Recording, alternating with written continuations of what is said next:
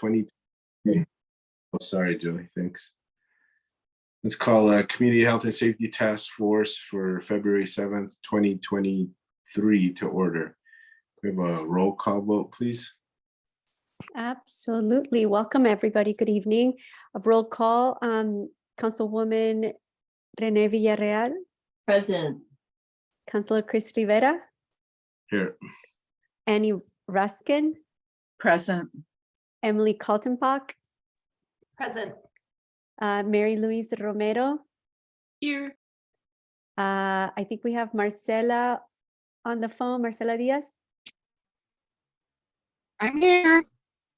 And we have and Julie Sanchez, of course, with the city. And we have our special guest, Kira Ochoa and Dr. Gabriel Sanchez from UNM, Center for Policy, and our Barbara Schroeder.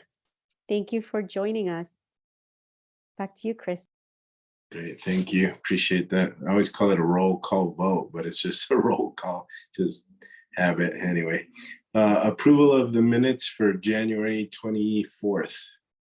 Any changes from staff, Julie? No changes on my end. Thanks. Committee okay with them? What are the wishes of the committee?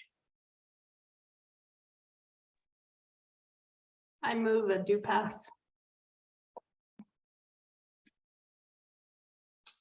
I second.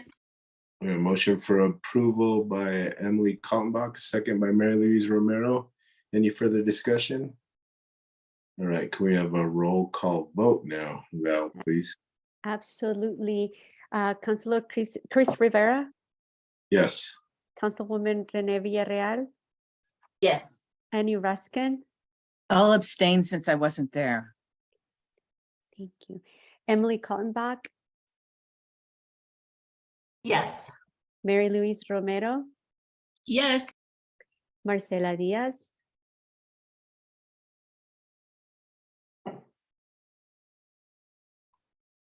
Marcela, can you hear us? Oh, there you are. Yeah, it's a yes for me.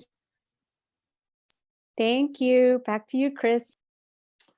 All right, thanks. So let's skip down to presentations right away, and then we'll come back up so that we are respectful of Dr. Sanchez's time, if that's okay with everybody.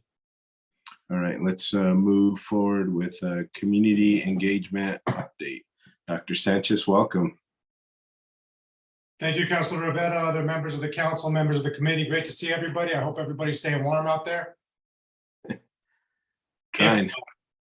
If somebody could give me screen sharing capacity, I'll open up this slide deck and walk us. There you go, Dr. Sanchez. Awesome.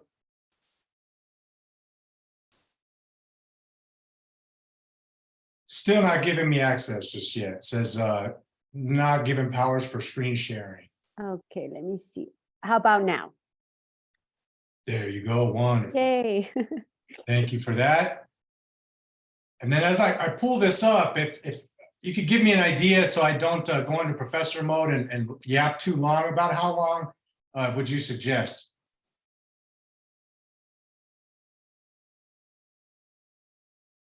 Any suggestions on how long I should present for? Chris, As long as you need, Gabe. Yes.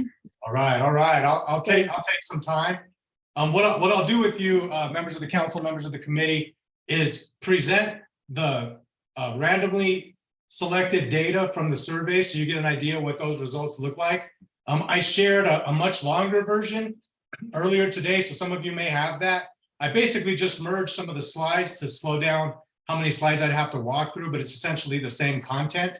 And through this, I'll give a little bit of an update on where we are in the other aspects, but obviously at the end of the presentation, ask me any other questions about where we are in the process, in addition to what you see in terms of the data that we found so far. So as you all probably remember, the first phase of this overall research project was intended to have BSP Research, a survey firm I'm affiliated with, collect a random sample of City of Santa Fe residents. You see that we ended up with 300 respondents, which was our target. So we got through that first phase of the project in really good time.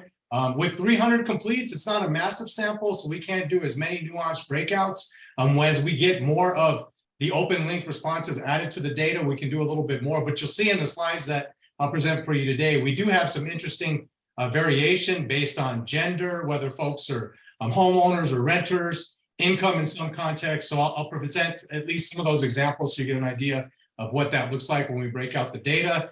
You see the field dates and that we collected this mostly on web, but with some telephone interviews as well. And we are, again, fully bilingual as an interview team. So we have English and Spanish interviews. And even though we had a pretty solid match to the demographics from our sample, one of the things that we do is take a look at what the US Census defines for the city of Santa Fe's population across demographics, look at our survey sample, and if we need to, we balance that a little bit by weighting the data. In this context, we were almost perfect, spot on with income levels, a lot of different dynamics and demographics. The one where we had to wait a little bit was on gender. We had more female respondents, which is typically the case in surveys, than males. So essentially, we just increased the men in the sample slightly so that it's balanced and in line with the census demographics. But other than that, data was really, really strong. We were actually very pleasantly surprised at how closely we matched the demographics with the people that we interviewed randomly.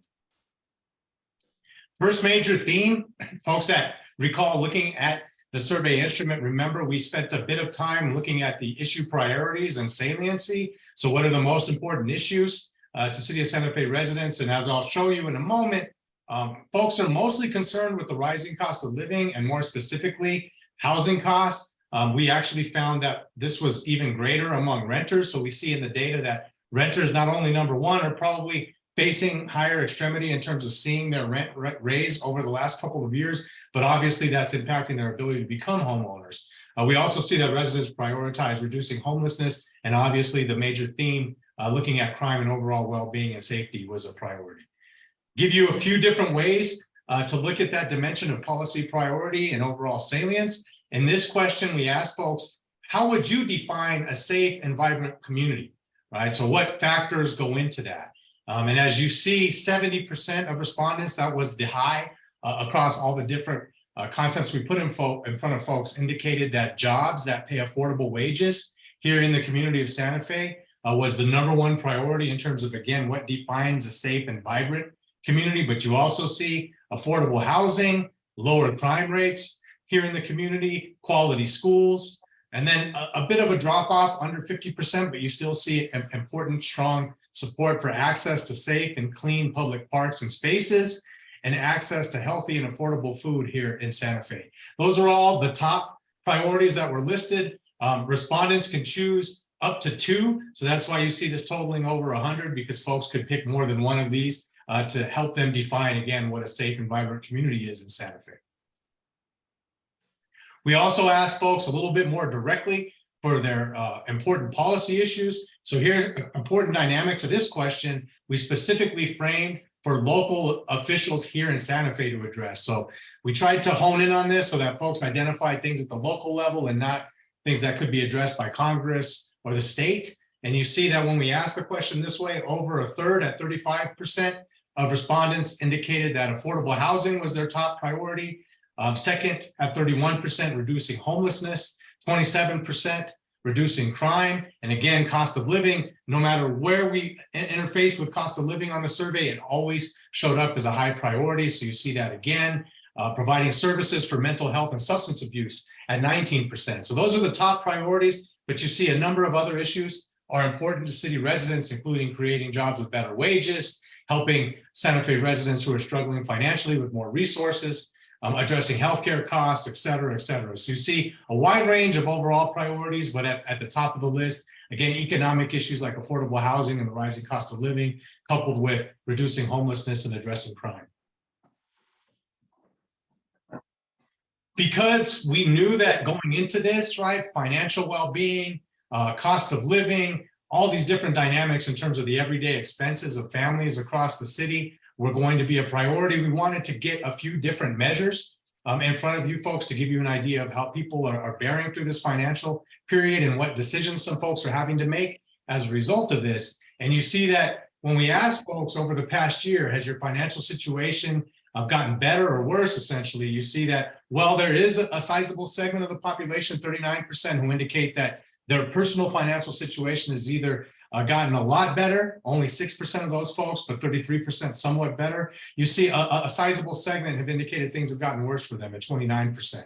And the important context is, for all of you, you recall that last year wasn't exactly a great economic reality here in the state of New Mexico and the city of Santa Fe specifically. So the fact that even weathering a very difficult financial year, folks are still indicating at 29% that things have gotten worse is pretty telling, we think, in terms of how people are dealing with their financial situation right now. We also asked specifically because of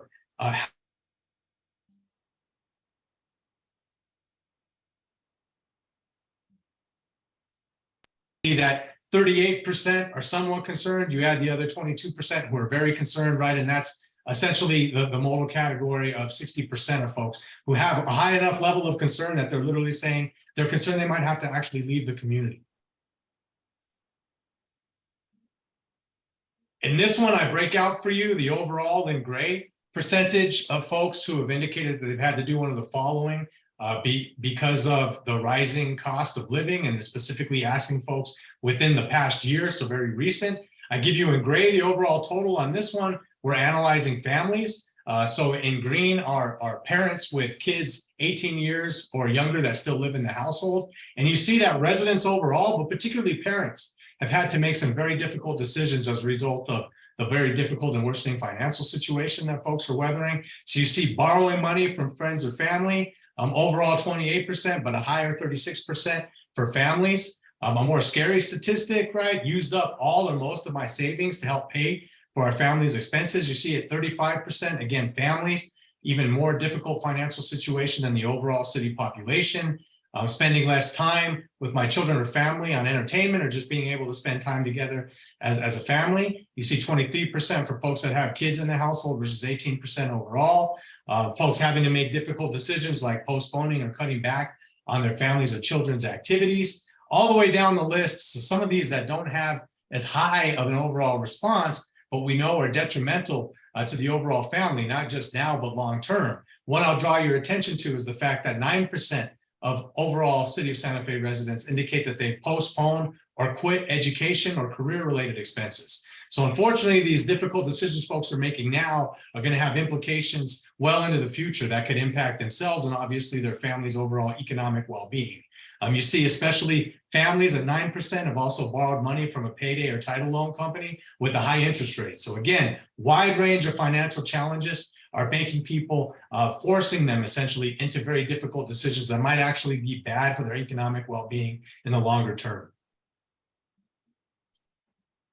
Positively, right, despite some of these economic challenges and some of the other data that I'll share with you before we finish up this evening on other things related to public safety, a sizable segment of the survey sample indicate that they're satisfied with their life living in Santa Fe. So you see that 29% are very satisfied. You add to that another 55% who are somewhat satisfied, and it gives you an 84% clip of people who indicate that they're satisfied with living in the city, compared to only 16% who are dissatisfied. So there's a lot of very positive indicators from the survey data of the quality of life in Santa Fe being very strong. A lot of folks indicating that they feel connected to their community, et cetera, which I think is a good thing to highlight when some of the data that I'll share with you isn't so positive. When we break out the data on satisfaction, again, giving you an idea of some of the ways we can cut the data, even with a relatively small sample size of 300 respondents. You see that the one that I want to draw your attention to, not the bar chart where you get the salience of very satisfied all the way to very dissatisfied, but in green indicates when you combine variance somewhat, those are the folks that indicate they're satisfied with living in Santa Fe. And you see that 84% overall, but women slightly lower at 77%, renters at 74%, a 10% gap relative to the overall average. So you do see some pockets of the population who aren't quite as strong in terms of their satisfaction levels. But on the flip side of that, families, for example, at 90% satisfaction, right? So you again get an opportunity to see we can cut the data across these demographic factors for a number of these different questions. I show only a few of them with you today to give you an idea of some of the important differences when there are some to note. And then also the more important point that we have the ability to cut the data if you're interested in seeing other measures or indicators across different demographic subgroups. Again, a lot of positivity in the data. When we ask folks, do you think this is a safe place to raise children? 55% of overall respondents indicate yes. Even higher at 69% of the overall city population indicates they're proud to live in Santa Fe and consider themselves a member of the community. And even higher, 76% indicate that they feel that if they work with other community members, they can make Santa Fe a safer place to live and work. That's a measure of social scientists like to use to capture efficacy, whether or not people feel they can have influence in their community. So a lot of strong positive data points. But despite that, a sizable segment you see of the city's population indicates that they don't feel that they have enough influence, specifically in Santa Fe, on decisions that are made to address public safety.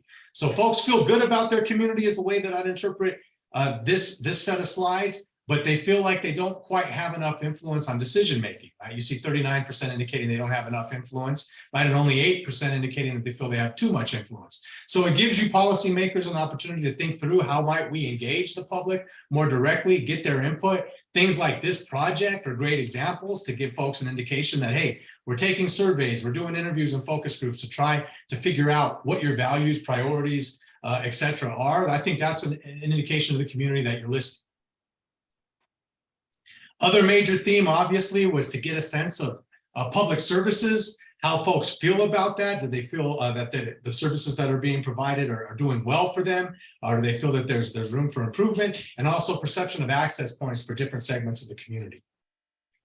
So when we ask folks, how would they rate the following public services here in Santa Fe? You see, we asked folks across a wide different spectrums of type of services that are provided, and it ranges from good all the way to poor, right? Good in terms of green, yellow fair, red is poor, so it gives you an indication across a number of these different dynamics of how folks perceive that they're rated. And you see that, well, the fire department, ambulance and trash services have over 50% approval ratings, the high with the fire department is 65%.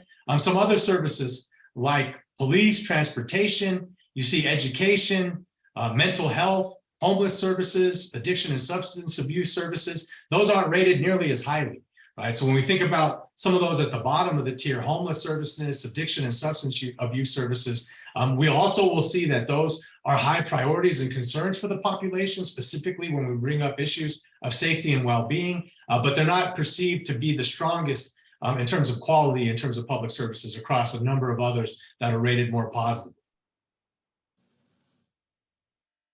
When we ask folks, hey, would you utilize any of the following services if they were made available to you, specifically here in Santa Fe? You see city residents are essentially hungry for seeing expanded services across a wide range of different opportunities. I show for you in red, family and children's services. I'm showing you specifically the data points for families. So those that have kids 18 years or younger in their household. And you see that folks want to see more community programs for children when schools are closed or let out during the summer at 62%. 54% of families want to see more after school activities, 51% more summertime programs, 40% more childcare and daycare options, 35% more preschool, and 31% more K through 12 school options and choice. So you see families in particular, a lot of different things we put in front of them, right? Essentially everything people want to see more of, but specifically more community programs for children when school is let out or closed is the high priority. When we ask folks about employment services specifically, this is data across the full sample, not just families or parents. You see that 43% of city residents indicate that they would like to see keeping current or maintaining job skills opportunities available to them, workshops or courses. That's a high priority. 53% job search, assistance and or training, right? And 16% specifically programs and services to help folks obtain a GED. Right, so a wide range of employment services would be valuable to members of the community, and specifically highlighting some health services. Again, this one is in purple is of all respondents, not just families or parents. You see addiction and substance abuse services. So it makes sense, right? If folks are saying on the last slide, this is not rated as highly as some of the others, it would make sense that 64% of folks would like to see expanded services being available. Similarly, 62% mental health care services. Basic medical care at 56%, specialty care like dentists, et cetera, at 44%, and 25% holistic medical care like acupuncture, etc. All right, so it gives you an idea of what folks would like to see more of. In some cases, it might be that folks are just not aware or familiar with services that you're already providing across some of these entities. So it might be an opportunity to increase information or outreach about what you already have in place that folks are saying they'd like to see and take advantage of. Other important measure for us is trying to ask folks if they perceive, specifically thinking about healthcare access, the healthcare system in Santa Fe is essentially open to all segments of the community. So we see essentially, we ask folks if they agree or disagree with the following statements that essentially prime people to think about whether or not all members of the community have essentially the same access points to quality services compared to others. And you see that most agree that low income segments of the population, Spanish speakers and diverse communities, whether that be LGBTQ segments of the population or thinking about folks from diverse communities in regards to race, ethnicity, right? A large segment of the population indicates that they face barriers that impact negatively their access to the same level of healthcare resources as everybody else. You see that 61%, the high, indicate that it's low-income people that do not get the same quality of healthcare services as others. So that's the most high priority for folks, followed by folks from diverse communities who face more barriers to getting quality healthcare services at 55%. But you see across the board, right, a lot of folks are essentially perceptive and recognize that unfortunately not all members of the community have the same access points to, again, basic healthcare systems in Santa Fe that many might perceive should be open to everyone.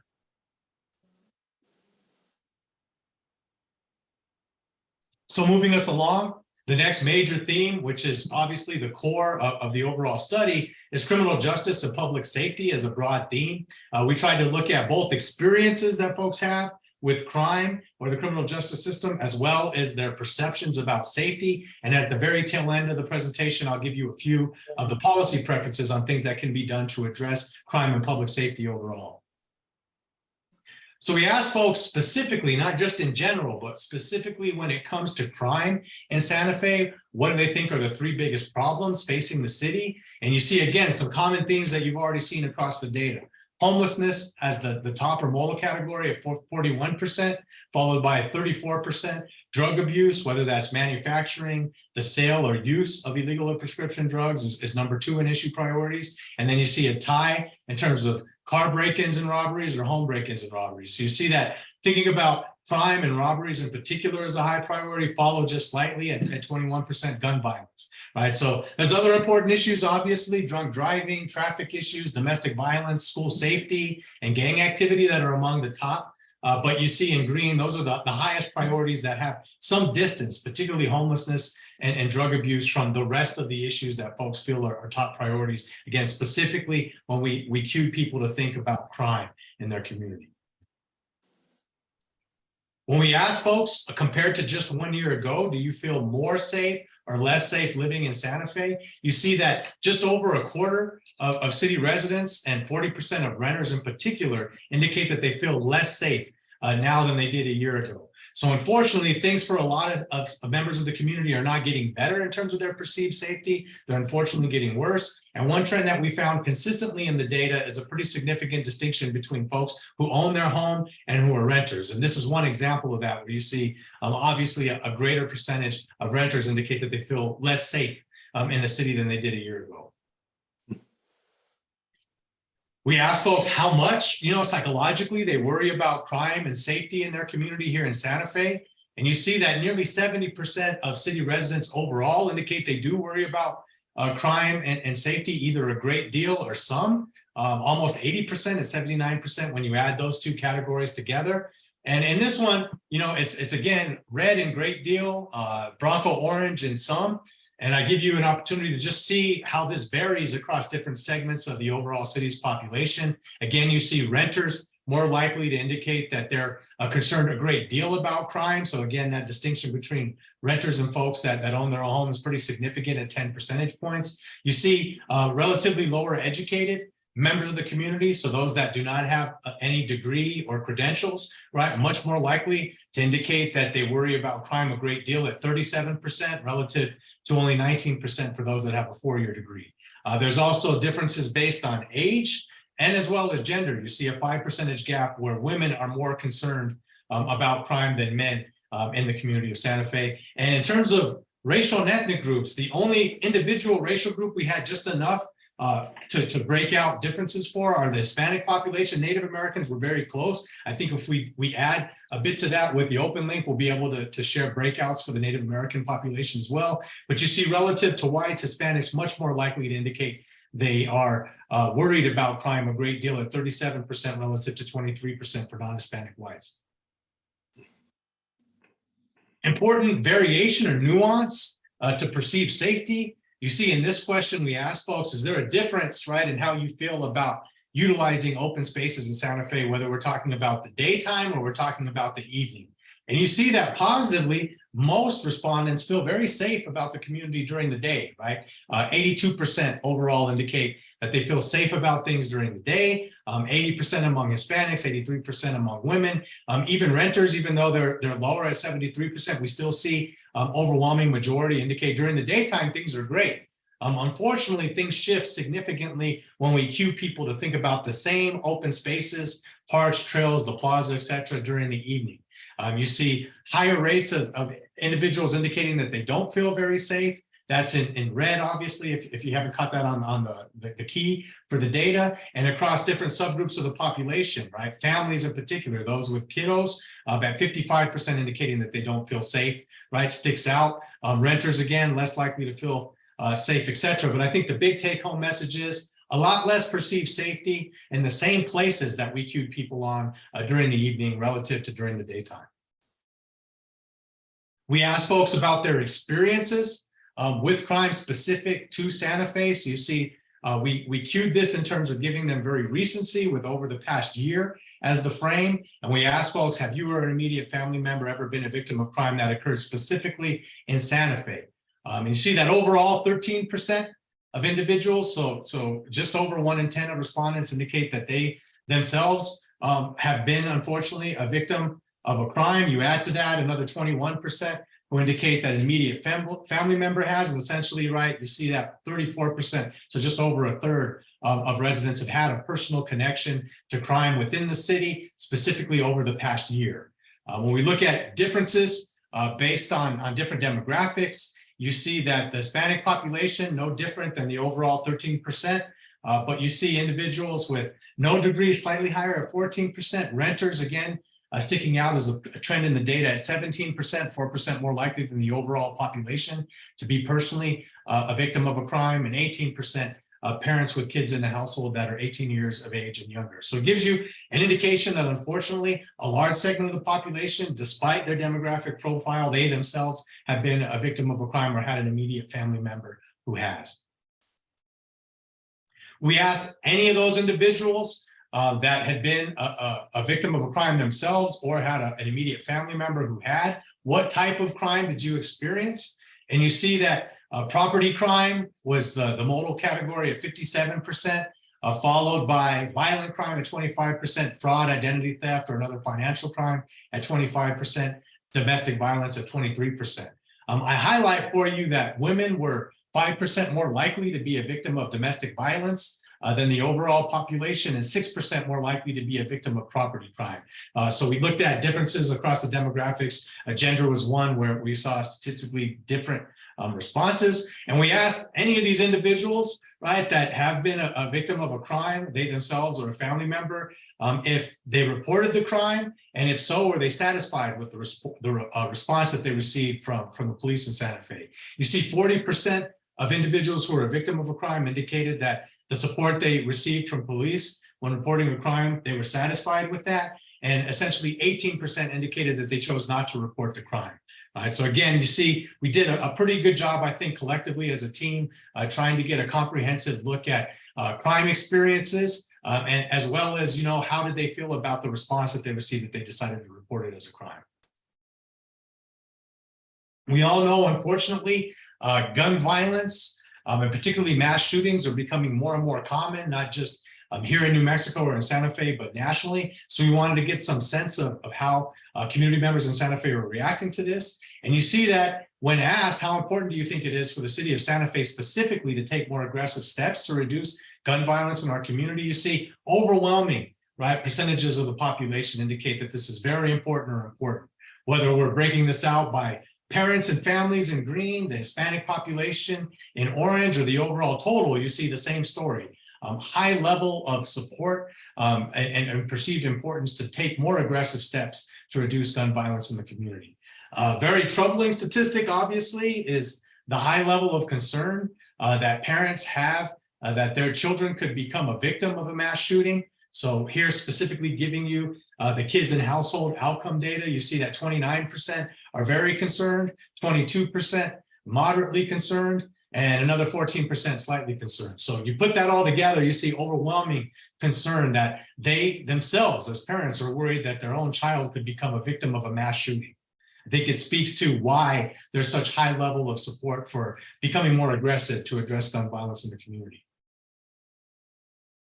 We wanted to get some indication of whether or not, right, people feel comfortable calling the police and the fire department in an emergency. And you see that when we ask folks, are they very comfortable, somewhat uncomfortable, or very uncomfortable? You see that Latinos or Hispanics are less likely to feel comfortable making those calls to police or fire department. And we think one of the reasons for this is nearly 1 in 5, or 18% of Latinos in the survey, when asked if they or a household member has been treated unfairly by law enforcement due to their ethnicity, you see that number is higher for the Hispanic population at 18% than it is for the overall population at 10%. So we think that partially explains why the Hispanic community in particular might be less comfortable making a phone call to police or fire department, specifically in an emergency, right? So again, you never want to see that. You'd hope folks feel comfortable, especially in the context of an emergency, being able to pick up the phone and making that phone call. But the fact that you do see not strong comfort across the board, right, gives you some indication that there's work to be done in that area.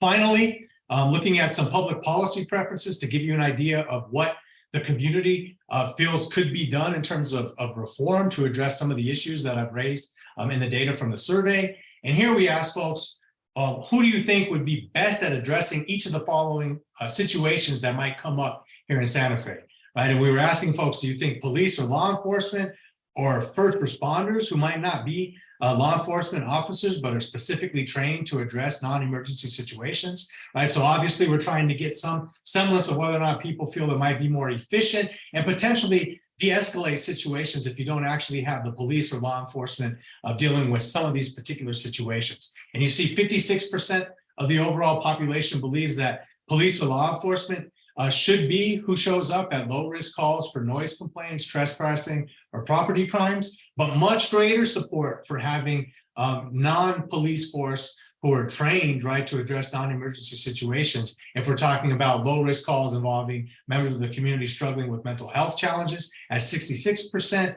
or low-risk calls involving members of the community dealing with addiction issues at 62%, or low-risk calls involving homeless community members at 65%. So I like to see data points like this where not everything is trending in the same direction, because it gives us an indication that respondents were taking the question seriously, and they actually have differences of opinion depending on how you frame it. So when it comes to trespassing or property crime, noise complaints, folks want to see the police or law enforcement, but across these other kind of low priority or low risk calls, definitely support to seeing non-police be employed to address some of those situations.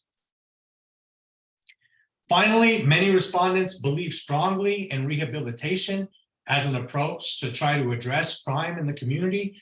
So whether we framed it in terms of which statement do you agree with more, you see 49%, the majority in this context of respondents identified with the statement, people who have committed serious crimes can turn their lives around with the right kind of help, right? So give them access to services and programming and they can turn their lives around, relative to 39% who indicate people who have committed serious crimes are a danger to society and unlikely to change.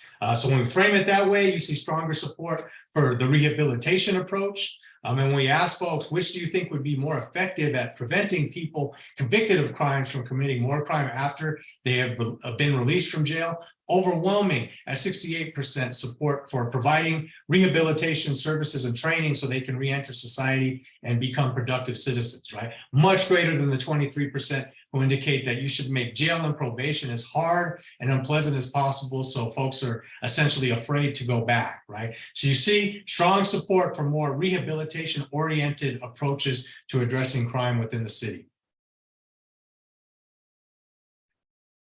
Another couple, I think this will be the last slide that I share with you before I pause for questions, right? We asked folks, if you knew making reforms to lower the jailed or incarcerated rates or population meant some people charged with nonviolent offenses would go to rehabilitation programs to address their mental illness or addictions instead of going to jail. And then we asked folks, right, pick which you think would be the most likely outcome. And you see that at 67%, the vast majority of City of Santa Fe residents indicate that this would help communities by saving taxpayer dollars that can be reinvested into preventing crime and rehabilitating people convicted of crime. So clearly people are perceiving that rehabilitation not only might be better at the humanist level, but also is more efficient and can generate taxpayer savings, right? That at the end of the day, we see data that indicates folks are feeling compassionate towards individuals who find themselves in a rough situation, but also that they feel that there's a lot of efficiency associated with rehabilitation programs.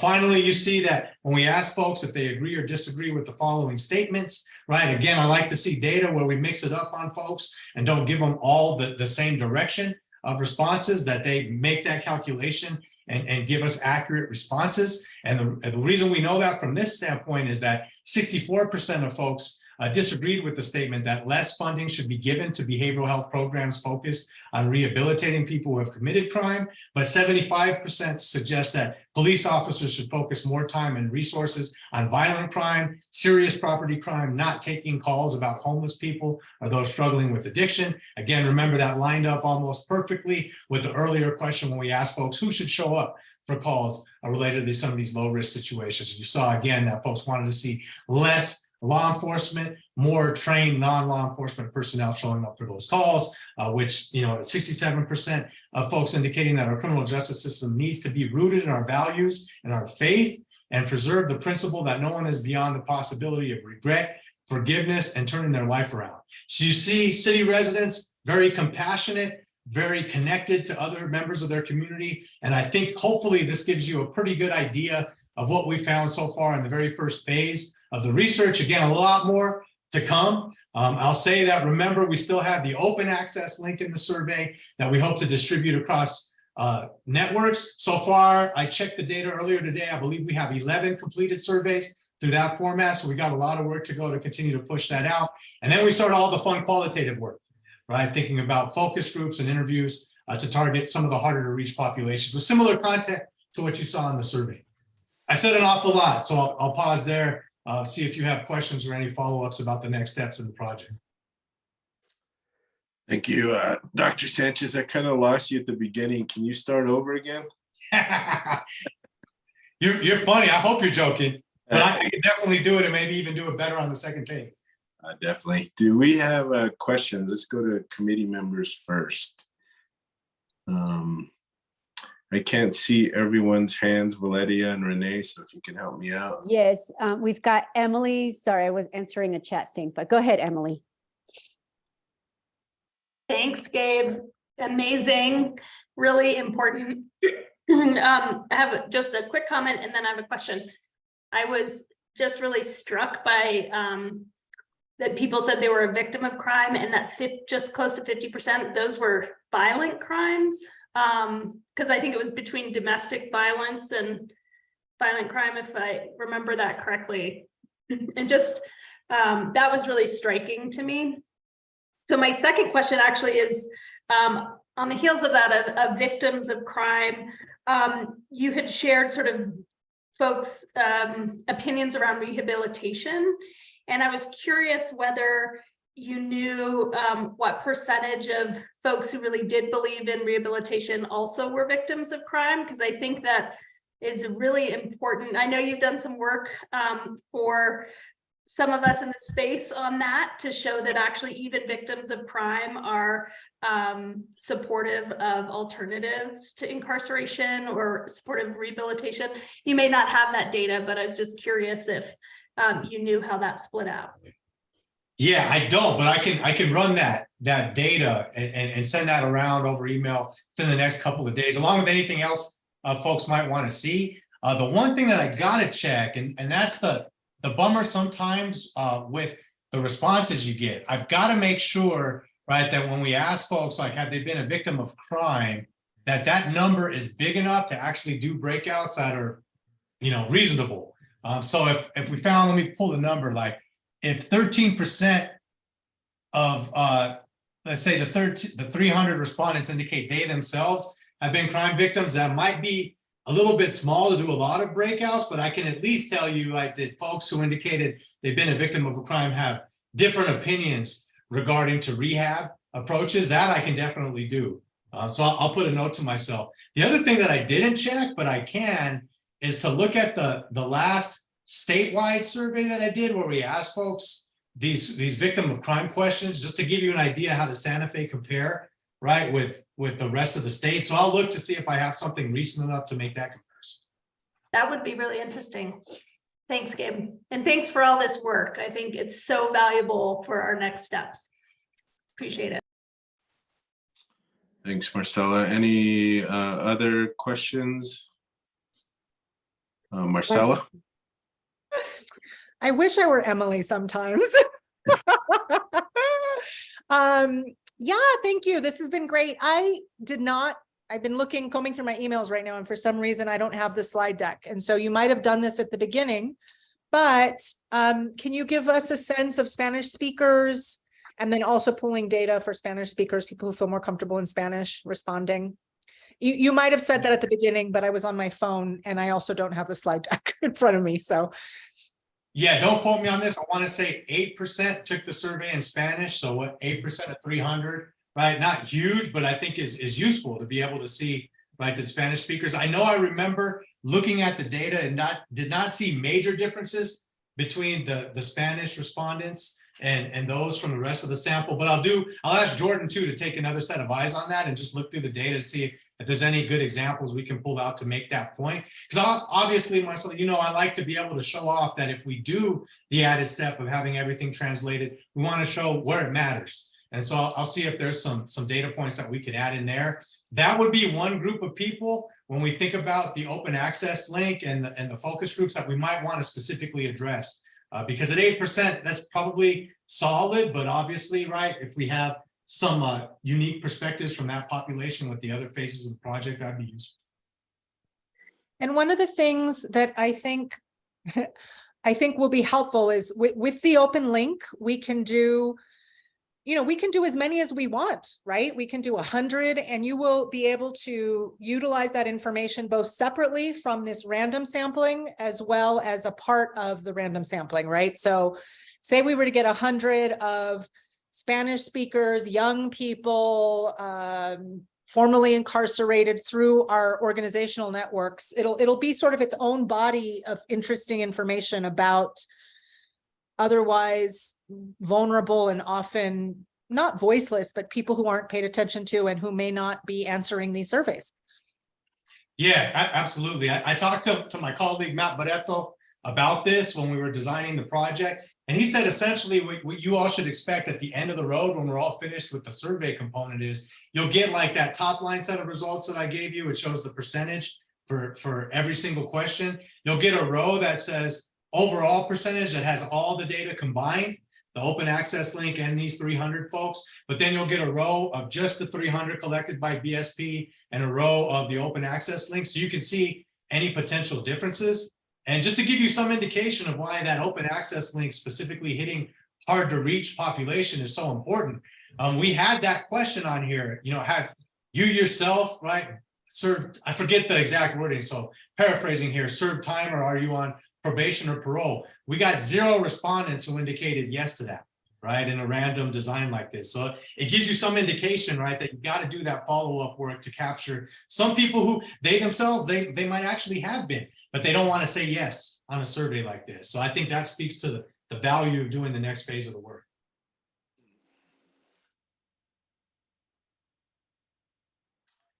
Thanks. Marcella, you still have the floor. Did you have any other questions?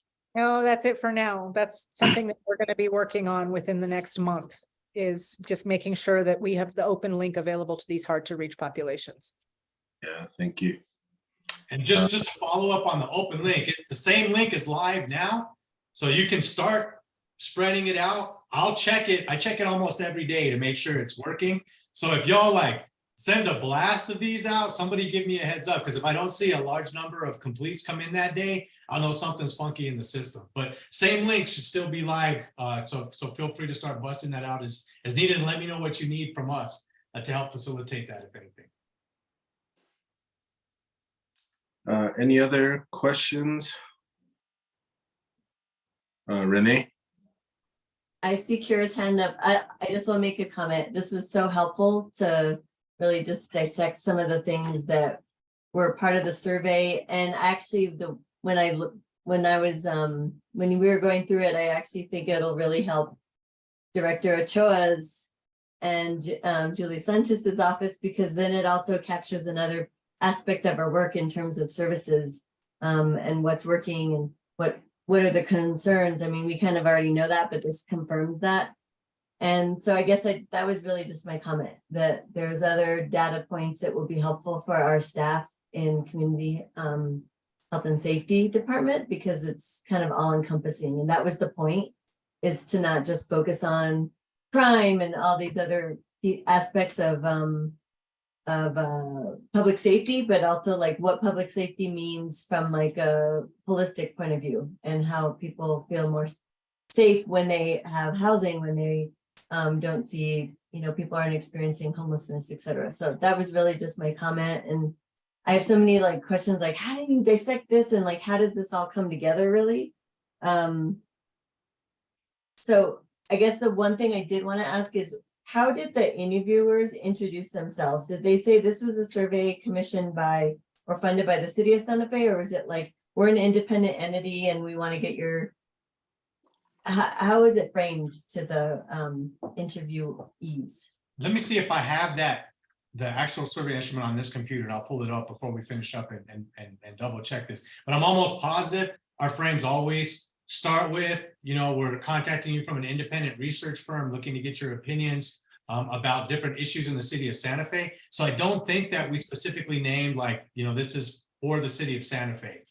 So that's something. And along the way, Counselor, I remember sending an email about the open access link and asking, how do you want to think about framing that? I'll say that when I've done this in the past for cities or the state, they usually want to put that on their website and like frame it as like, this is ours. So y'all, want to think a little bit about that, because it obviously could impact how people think about the survey. But I'm almost positive. I don't have the survey instrument, the raw one with that opening frame on this computer, but I'll double check. If I'm wrong about that, I'll email you. If you don't hear from me, we said independent research team, BSP research, which I'm almost positive we did. Right. Okay. I'm just curious also in your experiences, if more people are more apt to respond openly, if they know it's just an independent group versus like, oh, this is commissioned by the city of Santa Fe, or like an actual jurisdiction. Do you have any info on that? I would say, depending on the content, this might differ a little bit on this particular survey, probably saying an independent research firm, right? If you just think about it and you're asking, hey, we're the city of Santa Fe, how do you rate our service provision, right? Like it's a funky thing to ask people, like, I'm the city, please tell me how great I'm doing, right? It just seems a little bit like it could lead to a little bit more bias than if it was an independent entity. I will tell you, like my humble experience and opinion on this is the city of Albuquerque, long time ago, under a different administration, asked me to do a very similar project where, in my opinion, they went wrong is at the very end of this, they never actually did anything by posting the results on a website. It basically came and went, and a lot of people contacted me and said, hey, I went to your focus groups, I went to that big event, whatever happened with the data? And I know that left a very bad feeling for community members because there was no like follow-up or anything from that. And so I would advise you, even if you don't like put this on the city website, eventually, right, post the results somewhere so that folks who did take the survey, right, or did participate in focus groups can see that this was actually actioned on. I just pick on the city of Albuquerque because that's fresh in my memory, but a lot of folks don't do that follow-up work, right? And unfortunately, that probably leads to more harm than good from some of these projects. Yeah, good to know. Thank you. And I know Julie had the question about what was the zip code for the respondents, if you all compiled.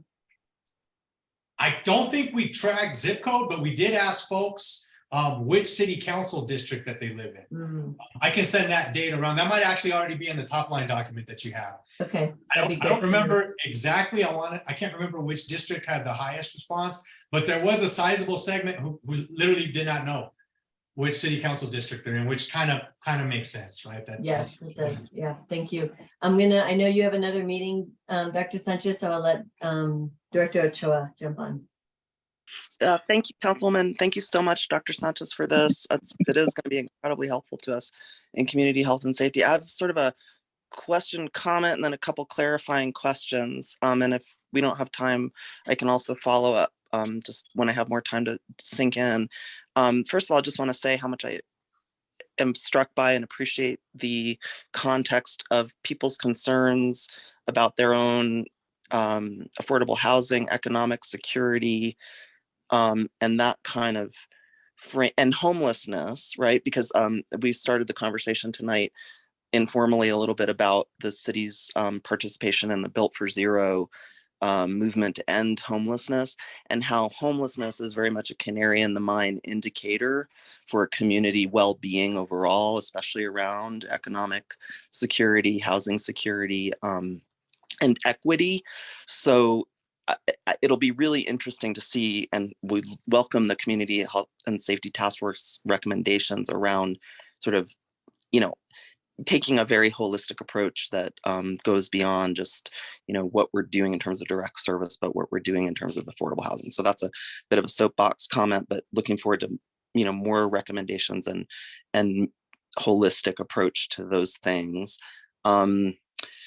Question about sort of, do you all have a target for how many respondents you'd like to have for it to feel really robust and for you to be able to do those sort of, slices of specific community member experiences? So that's one question. And then I had a question, forgive us, we have a new puppy in the house, so if you can hear that, that's what that is. I was curious around the question about people's experience with police response and how that question was framed. I just wondered if we could revisit that so I could see it for my clarification.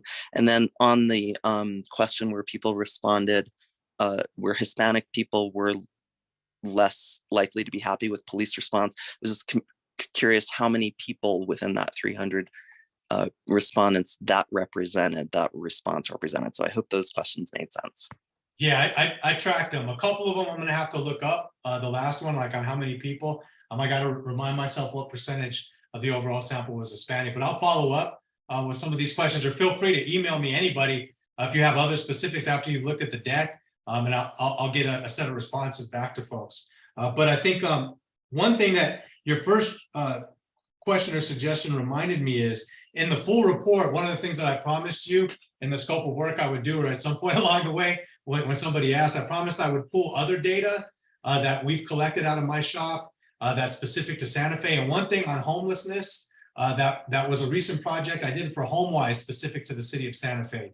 A small survey and a handful of focus groups and interviews. That was the #1 issue, was affordable housing and homelessness there as well. And we heard a lot in terms of the focus groups, folks basically saying that they perceive that the rise in homeless population has been highly correlated with the rise in crime and transient population bringing crime with them. So that was a major theme and overall narrative that we heard in those conversations, was that this perception that homelessness in and of itself is not just it, that is also correlated with some other outcomes that folks were not so positive about. So I'll pull all those other data points and have a little bit of a summary to give you an idea of like, okay, how does what we found here compare with what we've seen statewide, where in some cases I can show you statewide relative to Santa Fe if I've got a large enough overall state survey that we've asked some similar questions. So I'll make sure you get that in the final report at the end of the rainbow when we're all done with data collection.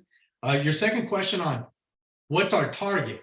That's a hard one to say, right? Like in survey space, bigger samples are always perceived to be better for two reasons. One is it decreases that standard error that I showed at the beginning. I think like for 300, I'll pull that back up again. I think the margin of error was 5.6%. So all that means is on any percentage that I show you, 55% of people say something, right? It means that 5.6% means that could be 61% or that could be 45. So you've got the range. So the bigger the number we get of respondents, that number shrinks, but it's not groundbreaking. Like we go from 5.6% at 300 to like 4% with 1,000. So it's not like huge earth-shattering differences. Where I like to see higher numbers is the ability to break out some of these categories. So Marcelo's question about Spanish-speaking respondents or foreign-born immigrant respondents or any of the racial and ethnic groups that you didn't see, right? If we can get closer to 75 of those individual groups, I feel more comfortable and confident breaking them out because then it's not like 10 people, right? It could be, you know, unfortunately exaggerating or undercutting the reality for that particular demographic group with that smaller number of people. I think if we can hit an overall target of 500, I'd be very happy, right? 500 seems to be for a city survey pretty robust, right? Even 300 is strong for a city the size of Santa Fe. But if we can get to 500, I think that generally, right, people hear sample size of 500, they're used to seeing that in an Albuquerque Journal poll, et cetera. So 500 to me seems like at a good level. If we can hit that and anything north of that, we've done good. Thanks. Sorry, I don't want to take too much time, but thanks for that commitment to bring in other data and other surveys. You know, perception of crime is always an interesting one because, you know, if you look at the crime data nationally, it's decreased radically over the years, and yet the perception of crime danger has increased. And so it would be neat too if there's a way to incorporate the actual facts according to crime rates in terms of and sort of, you know, compare or note that in the report. Perception of doesn't mean, you know, it is true. It's certainly a concern that people are perceiving that, and any crime is not acceptable. But, you know, what is the reality based on compared to the perception is an interesting thing. If that's appropriate to include, I'd be interested in that.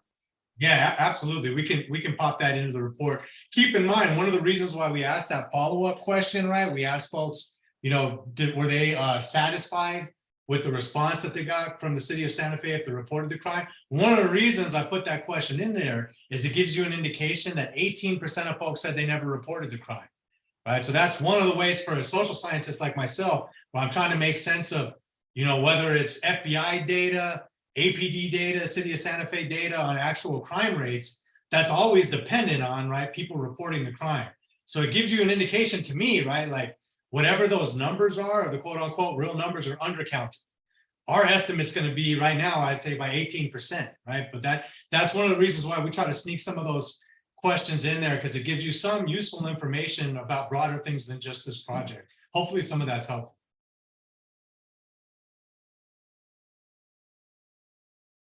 Thank you so much.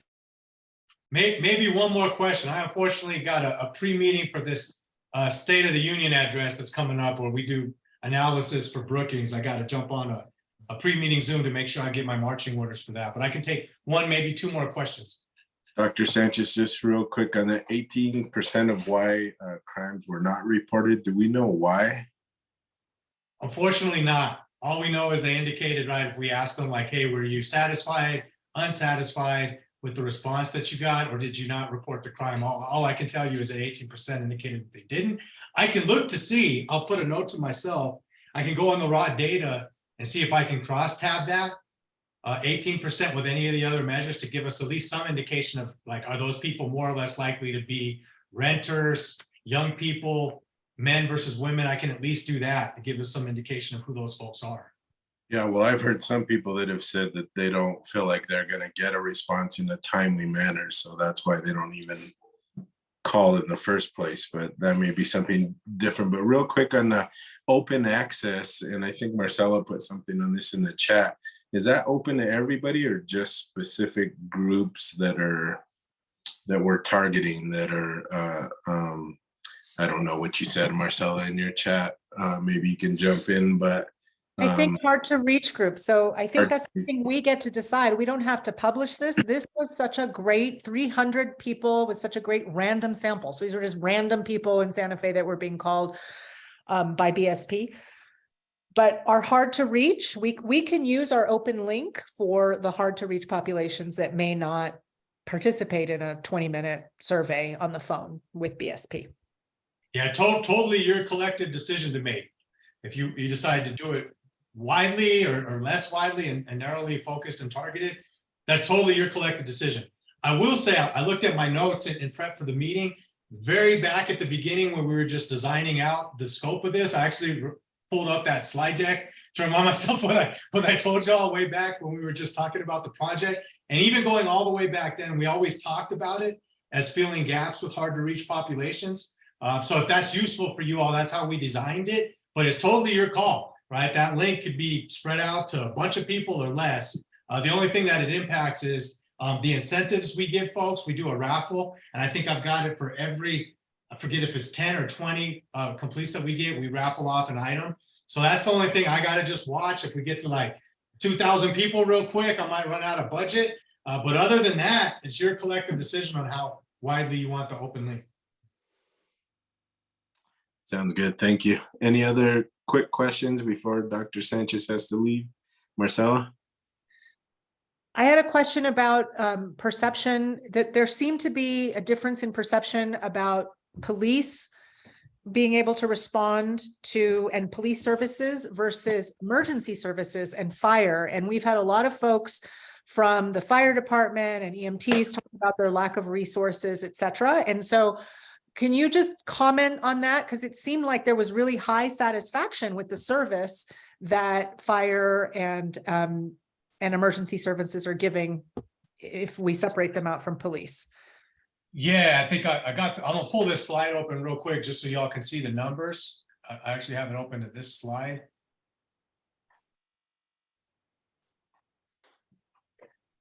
And you see that when we break this out across a number of different folks, you see fire department response was rated the most positively at 65%, who think those are or they say rated it as good, 64% for ambulance responses, and then you see down police response 34%. So a pretty significant difference, right? 65% for fire, 64% for ambulance response, down to 34% for police. And I will say, right, like on any survey we conduct that's asking about trusted messengers, so whether we're asking people trusted messengers to get the vaccine or trusted messengers to vote, and almost every survey, whether it's in New Mexico or nationally, fire departments come out rated very, very high as trusted messengers. So, you know, I don't know if that speaks to what you're seeing on the ground in Santa Fe relative to police, but fire personnel always are perceived positively in just about any survey I've conducted, especially in contrast to police. Yeah, no, I ask about that because, I mean, you know, again, we are constantly talking about how it needs to be more funded and how, and so it's also good to know that people feel good about these emergency services. And so it's a policy issue and a funding issue. Should we continue to bolster these services if there's already, it seems like there's satisfaction about the services they're providing. And we also know that they don't have enough money to provide the services that are needed. So I think that's an interesting point. Yeah, and you know, Marcella and others that have ever worked with me on surveys know sometimes, like, we put a question like that in front of people and it's like 70% of people say yes to all of them. This survey I like a lot because there's huge variation, right? People are giving you distinct differences, right? Based on fire department, police, trash, education. There's like, you can tell people answered these questions accurately. Where sometimes I'm kind of bummed if I show you everybody supports everything, right? Because then I can tell how useful is that for data. But I feel very confident that you all can say this survey, right, gives us important variation, because in a lot of these different dimensions, you saw, you know, not wildly different, but important differences were made by respondents. I think it's important to remember in this that police probably has 100,000 calls a year versus probably 20,000 for fire and EMS. And fire and ambulance are one department versus PD, which is a single department. So, you know, you may have a motor vehicle accident that a fire engine responds to first, and that's a quick response, but it's included with the ambulance part of the fire department. So keep those in mind. If that made any sense. Yeah. Absolutely, absolutely. Director Ochoa has her hand up. I know, Gabe, you have to go though. I'll take this last one if that's okay. Okay. Then I'll- So Dr. Sanchez, actually, this is more of a comment on that question. And so it's not really a question for you, but just thank you again for your work. I appreciate everybody's thoughts, all of your input that went into the questions, right? And getting all that input you saw help lead to what I think is a very successful first phase of the project. So thank all of you for your energy, your wisdom as we design this. And so far, so good, right? Now we just got to keep pushing. Dr. Sanchez, real quick before you leave, did Julie send you some people to talk to about the open access? Unless it came in the last couple of hours, no, I don't think I've seen that yet. Okay, thank you. I'll follow up with her though, later tonight or tomorrow morning. Now that we're through with this first phase, I want to start getting recruitment and all that moving for the qualitative work. So I'll follow up with her tomorrow if I don't do so tonight. Awesome, thank you. All right, everybody, have a good Thank evening. you. Thank you, Dr. Sanchez. Thank you. Kira, did you want to make a comment or do a follow-up? Yes, I thank you, Counselor. It's sort of to your point. Thank you for, that nuance around numbers of calls for police versus fire. Fire is able to send an engine. Maybe the paramedics come later, but at least there's an EMT on scene. But I did want to sort of note that were you satisfied with the response? There's a lot of nuance within that in terms of answer. So I hope that the qualitative part of this work can get at that a little bit. We know that police can't respond as quickly as they would like to because of their staffing levels, but are people not satisfied because they didn't come quickly? Are they not satisfied when they came with how they responded? So all of that is I think important information. I mean, would be for me if that's appropriate for the survey to get at a little more deeply. And I think another thing is we want, and I think police does a lot of self-dispatching, so they'll respond to things that may look out of sorts, and they'll go check it out and self-dispatch themselves to things. And really fire and EMS doesn't do that. They're more responsive to calls that come in. So that's another nuance to what may be part of those numbers.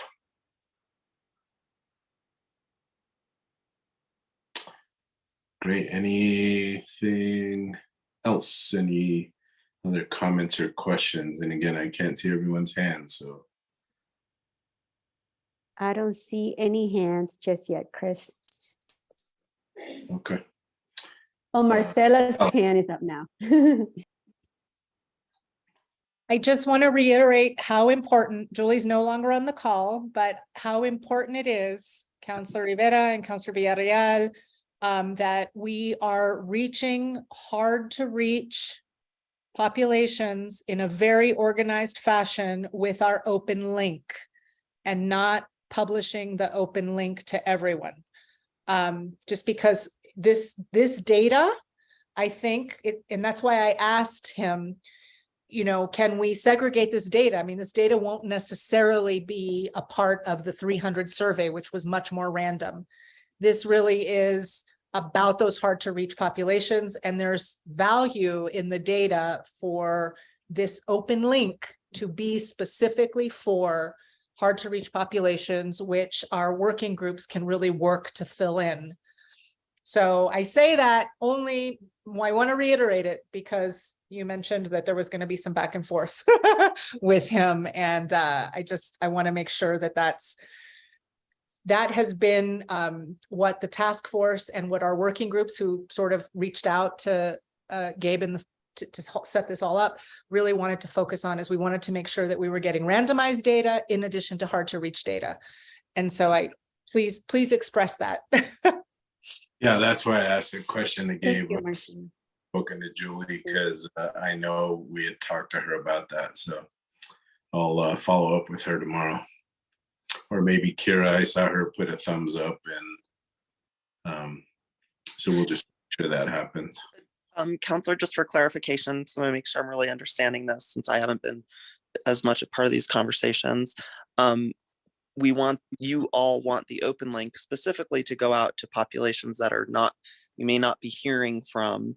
And we want to make sure that we don't just say, oh, well, 300 out of 300 people, a random survey, most people are okay with everything, right? And then, oh, these other people aren't, so we're not as concerned. So it's really being able to segregate and say, okay, general population, we're not doing too badly on certain indicators, but maybe we don't know what the results are yet. But if we really target groups that we really want to make sure are okay in terms of how we're serving them or their perceptions, that's sort of cordoned off. Is that right?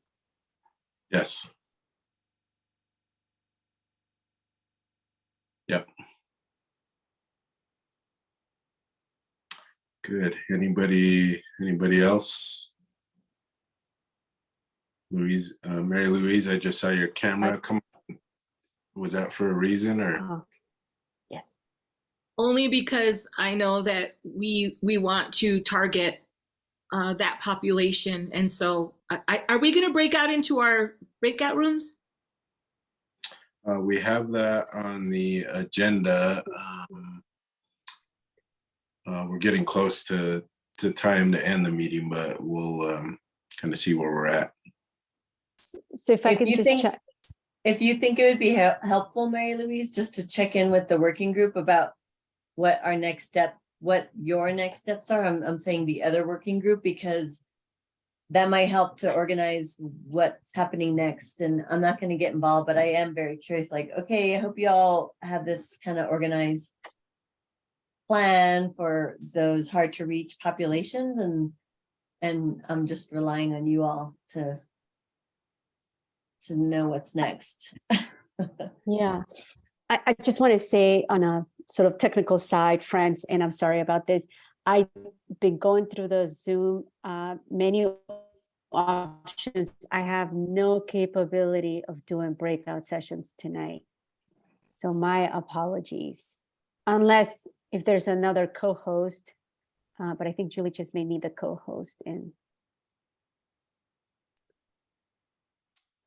Yeah, I think you're right. I don't have co-host abilities. I don't know if Renee, if she gave it to you. Kira No. seems to have it. I do, and I'm searching. I'm on my phone because my laptop didn't work, so I'm nervous about trying to create breakout groups, which I've only done once on a real computer, not a phone. So I apologize. I don't think I can do it. Yeah, I don't know how you would do that either. Let's get through the rest of our meeting, and then we'll get to that point. But any communications from you, Renee? No, I'm good. Thank you. Yeah, I'm good as well. I was just anxious to hear from Gabe, so I'm glad that happened. Communications from staff, Valeria? None at this time, just a little reminder that I've been putting together our work plan for, for these next 6 months, and being having all the potential recommendations that all of you have been identifying or highlighting throughout these months.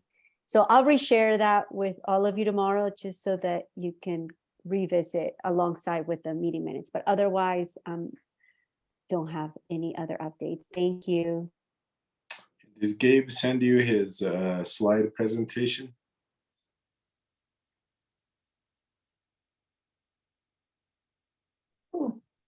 It's in the chat, I believe, and you can download it.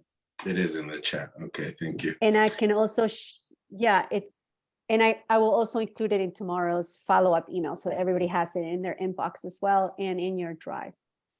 Awesome. Thank you. Thank you, Valeria. Any matters from the task force? Don't see any, so. Hey, real quick, Chris, I just want to make sure, because we didn't track this at the beginning for our Yeah. membership, the people that are excused are Monica Alt, Gino Zamora, and Bruce Finger is with us. He just had to, yeah, he was a little late, so just want to make sure we have that. Great, thank you. Thank you, Renee. So, Kira, are you comfortable with the breakouts or not yet? Not sure? I'm sorry, I don't think I can do it on my phone, counselor. I apologize. All right, I think we're to the point where, the meeting was going to end anyway. Mary Louise, you're welcome to give me a call, or I'm sure Emily or Marcella or Monica, maybe we can all get together at some other time if we really need to talk about next steps moving forward. But I hate to try to move into breakouts now and then have everybody lost. So with that, our next meeting is Tuesday, February 21st. Did you have something else, Kira?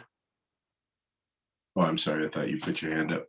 Chris, Okay. I Yeah. just want to tell the folks that are in our working group for policies and practices that we'll regroup and maybe just let me know via text or other if you want to just find a separate meeting time so we can just like decide what information we still might need and then what we can move forward with. Yeah, maybe with our group, Marcella, maybe we can, I know you guys are so busy with legislature. I hate to throw another thing on you guys, but maybe we can get together and figure out what we want, specifically the groups we want Gabe to reach before we actually get to that point. So maybe we can get on a separate email or text message to try to figure out that time. Sound Yeah, okay? Counselor Rivera, that sounds great. I'm happy to, send out a doodle or something to make that happen.